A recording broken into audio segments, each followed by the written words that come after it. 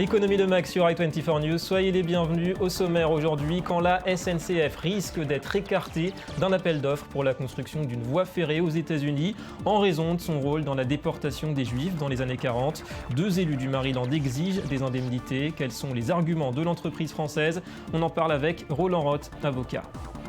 Et puis coup de projecteur dans quelques minutes sur l'industrie naissante du jeu vidéo en Afrique. Naissante et prometteuse, le marché est en plein essor. Nous découvrirons 2 jeunes talents méthodiques et ambitieux. Leur atout, ils puisent leur inspiration de leur quotidien souvent exotique. Rendez-vous en seconde partie d'édition. Voilà pour les titres, merci d'être avec nous. Avant d'y revenir, un tour d'horizon de l'actualité économique internationale. Et on reparle de l'Ukraine avec cette nouvelle proposition d'aide internationale. C'est la Banque mondiale cette fois qui s'est dit prête hier à verser jusqu'à 3 milliards de dollars en faveur de Kiev cette année. Une réponse à une demande du gouvernement intérimaire ukrainien à l'heure où l'urgence financière et la crise politique, on le sait, entretiennent l'instabilité. Si le projet aboutit, cette aide sera conditionnée à des réformes et en particulier dans la lutte anticorruption. La Banque mondiale finance déjà pour près de 4 milliards de dollars de projets en Ukraine. À Bruxelles, est-ce le dernier round avant l'aboutissement de l'union bancaire? Réunis depuis hier, les 28 ministres des Finances ont jusqu'à mercredi pour présenter au Parlement une nouvelle version de leur plan de résolution unique des crises bancaires. Un processus complexe qui doit permettre de sauver ou de liquider en quelques heures une banque en difficulté.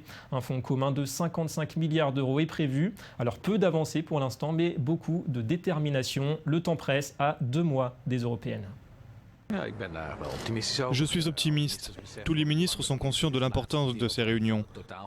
C'est l'ultime partie de l'union bancaire. Nous devons la clarifier. Le Parlement est motivé car les députés arrivent à la fin de leur mandat. Bientôt, le Parlement sera dissous et il veut faire le travail avant. C'est un projet politique de grande ampleur que l'union bancaire qui permettra demain qu'on paye les mêmes taux d'intérêt selon qu'on est espagnol ou italien ou allemand ou français ou finlandais. En bref, aux États-Unis, la Maison-Blanche table sur une croissance solide du PIB, plus 3,1% cette année et plus 3,4% en 2015, contre 1,9% seulement l'an dernier. Des prévisions publiées hier qui confirment l'optimisme à Washington sur les perspectives à moyen terme de l'économie américaine. L'administration Obama vise aussi un taux de chômage moyen de 6,9%. Après un pic à 10% en 2009, il est tombé à 6,6% en janvier, soit son plus bas niveau en 5 ans. Et au Japon, nous vous parlions hier du taux de croissance décevant 1,5% pour 2013. Eh bien, la Banque du Japon a malgré tout annoncé hier le maintien en l'état de sa politique de soutien à l'économie. Une bonne nouvelle pour les marchés. Les rachats d'actifs, les injections de liquidités conservent leur rythme annuel d'environ 450 milliards d'euros. Pour la Banque du Japon, la reprise est sur de bons rails, même si le niveau des exportations est loin d'être rassurant. Tokyo mise toujours sur une accélération des dépenses publiques, de la production industrielle et de la consommation, même si une hausse de la TVA est prévue au 1er avril. Enfin, détour par la Libye avec ses inquiétudes de plus en plus concrètes autour d'un vaste trafic illégal de pétrole. Les autorités libyennes ont annoncé hier avoir arraisonné un pétrolier battant pavillon nord-coréen dans l'est du pays. À son bord, une cargaison d'or noir achetée aux rebelles qui bloquent depuis plusieurs mois les terminaux du pays. Un défi pour Tripoli qui évoque un crime contre les ressources du peuple libyen. L'ONU dénonce pour sa part ces agissements. Le 8 mars, du pétrole libyen a été chargé sur un navire nord-coréen par des groupes armés qui ont bloqué plusieurs terminaux et champs pétroliers dans l'est de la Libye pendant de longs mois. Il s'agit d'un acte illégal qui viole la souveraineté de la Libye sur ses ports et ses ressources naturelles.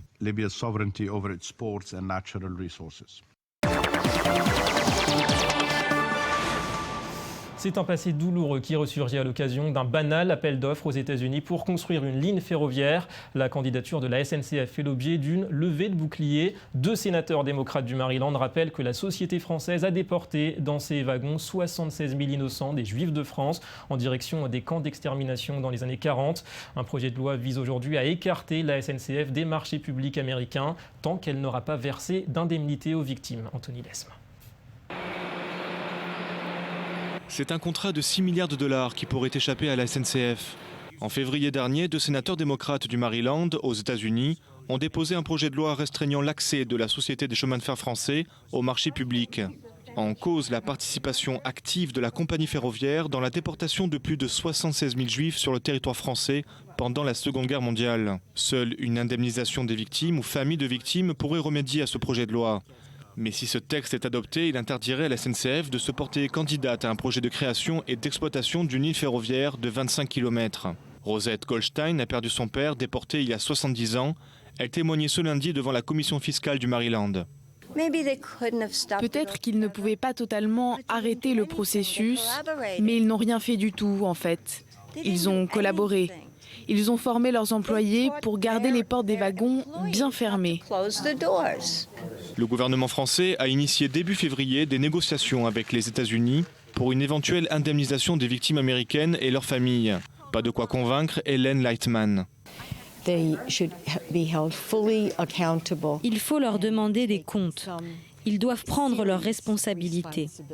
Ils étaient payés par prisonniers, par kilomètre transporté. Il faut leur faire payer des réparations pour chaque prisonnier. Pour l'instant, tout ce qu'ils ont fait, ce sont des mots en l'air.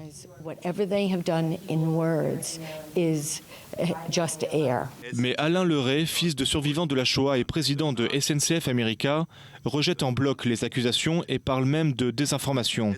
De par l'article 13 de la Convention d'armistice signée entre les gouvernements allemands et français le 22 juin 1940, la SNCF a été placée sous commandement du département des transports de l'armée allemande.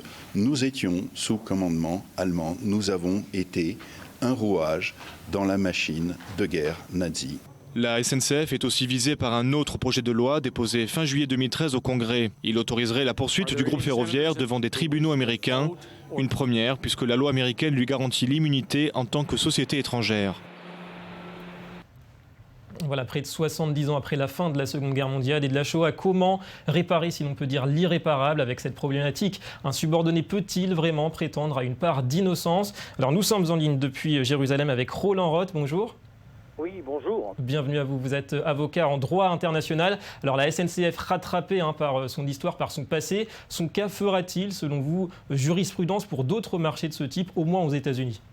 C'est prématuré de parler de jurisprudence puisque les tentatives qui ont déjà existé aux États-Unis, notamment en Californie, où un projet de loi similaire qu'à celui qui existe aujourd'hui au Maryland et au Congrès, a été finalement passé à l'as par un veto de Schwarzenegger qui avait supprimé ces dispositions législatives qui restreignaient et qui limitaient la SNCF à la participation au marché public. Donc le fait qu'il y ait un débat au Maryland ne veut pas dire du tout que la législation américaine va aller à l'encontre forcément de la SNCF. Ouais. Alors jusqu'à présent, les réparations, on le voit concernant la Shoah, ça consistait en indemnisation essentiellement. Aujourd'hui, on parle de vraies sanctions économiques. C'est un tournant pour vous? C'est la suite logique? Non, il n'y a pas encore de sanctions. Il y a des tentatives de sanctions qui n'ont pas abouti quand il y avait une tentative en Californie. On a essayé de faire la même chose en Floride et maintenant au Maryland.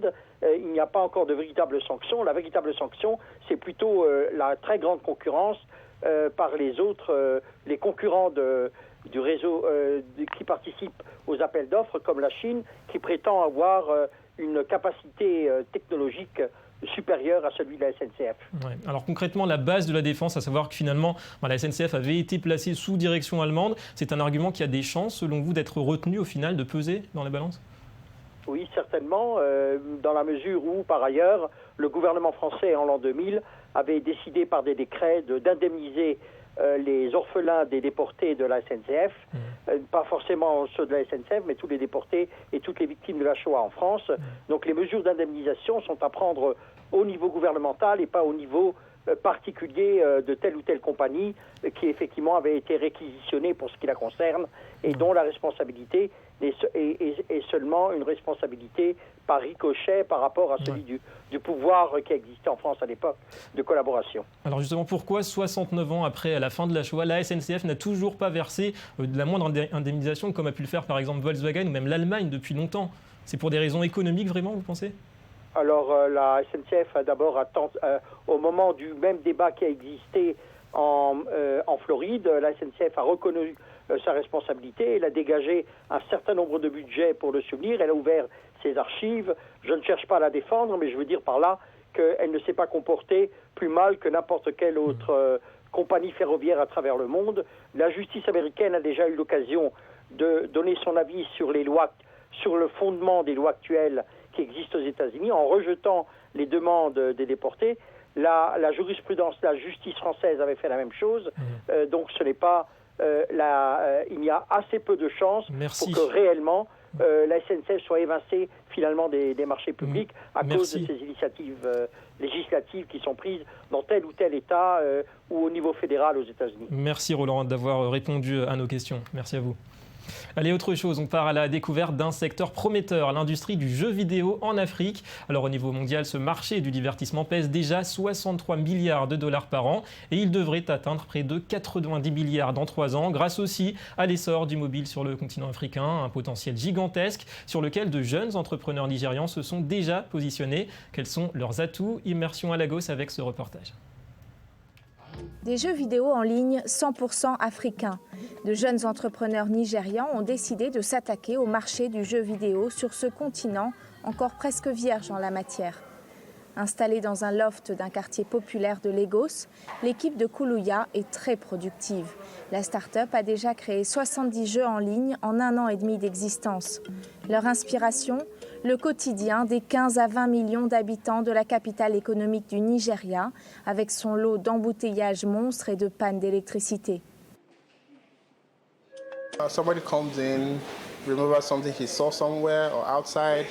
Quelqu'un débarque et raconte un truc qu'il a vu dehors, quelque part. On en parle et on en fait un jeu. L'inspiration peut venir de n'importe où. Et puis parfois, on s'inspire des jeux qui ont du succès à l'international. Et on se demande ce qui a fait du succès. On essaye de s'en inspirer pour nos propres jeux, ou même comment on peut faire une version africanisée du même jeu.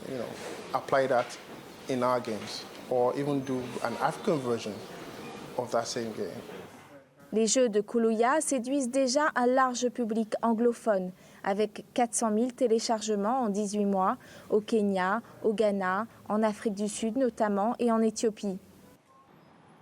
Chooks Olo, qui est programmateur informatique à Lagos, est un grand adepte de ces nouveaux jeux vidéo qui lui ressemblent. What I like in Nigeria video games is the local content. Okay. Ce que j'aime dans les jeux vidéo nigérians, c'est d'abord le côté local. Ça rappelle la vie de tous les jours. Par exemple, dans le jeu Okada, on doit conduire une moto et éviter les obstacles en rentrant chez soi. Aussi, c'est très simple, on doit juste amasser le plus de points possible en évitant les obstacles.